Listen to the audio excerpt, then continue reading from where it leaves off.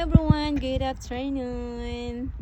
Welcome back to my channel. For today's video, nais ko pong i-share sa inyo ang aking munting halamanan. Yan po yung aking munting garden dahil fall season na. Ayan na po yung itsura nila. Mukhang unti-unti na po sila nagpapaalam yung aking mga zinnia plants, zinnia flowers. Ayan, ang mga dahon po nila ay unti-unti nang natutuyot. Kaya, tomorrow po ay akin na silang isa-isang tatanggalin. At atin pong ititrim yung ating mga periwinkle na sa ganun, mas gumanda po yung tubo nila. May pailan-ilan pa rin po mga bulaklak. At ang gagawin po natin dito sa mga bulaklak na natitira ay atin pong i-harvest and ilalagay po natin sa flower vase. Sa ganun, di naman po sila masayang at ang mga seeds nila ay atin pang mapakinabangan. Ito naman po yung ating periwinkle. Mukha na silang leggy. Kaya kailangan na po natin silang i-trim. Ayan. Pag ganito pong fall season, ang mga halaman po natin ay unti-unti nang pumapangit. Especially yung mga flower plants natin. Even yung summer garden natin. Ayan. May tanim din po ako dito lily. Ayan. And meron din ba ako marigold. Marigold po yan. Giant marigold.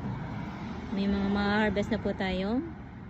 Ayan. Dried marigold flowers. Atin po yung i-harvest. Sa ganun, for the next season ay mas marami tayong maitanim na marigold dito sa ating garden. Ayan. Meron din po akong tanim na roses. Ito po ay scarlet night. Ayan. Ang ganda po ng flowers niya. Ito po yung aking mga roses plants. Ito po naman yung aking tea rose. Ayan, marami po pong buds, flower buds na mag-o-open. Kasi katitrin ko lang po yan at yan po ang nangyayari. Once natin na rin po natin yung mga old buds nila, ay magpuproduce po sila ng panibagong flower buds. Ito naman po yung isa ko pang rose. Ito po ay, ang pangalan niya ay Petite Knockout. Maganda po to, lalo na kapag puno siya ng flowers. Ako po ay nagtatry na buhay nito, mag-propagate from cuttings. Hari nawa ay may mapatubo po natin. Ito naman po yung aking isa pang roses. Ito ay isa sa paborito ko kasi sobrang bango po niya. Ito ay Queen Elizabeth Rose. Yan po yung flowers niya.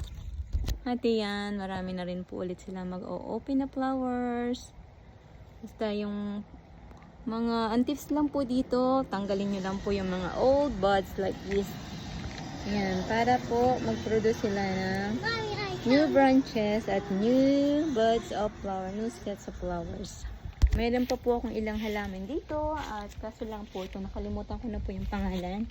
Ayan, hindi po ito nawawala ng bulaklaks. At saka ito po ay isa sa mga heat tolerant and cold tolerant plants ko. Po yung itsura ng aming harapan. Here, mga plants ko dito sa aming front yards. Yan po sila. Yan lang po ang share ko for today's video. Please follow, like, and share. God bless everyone and have a great day.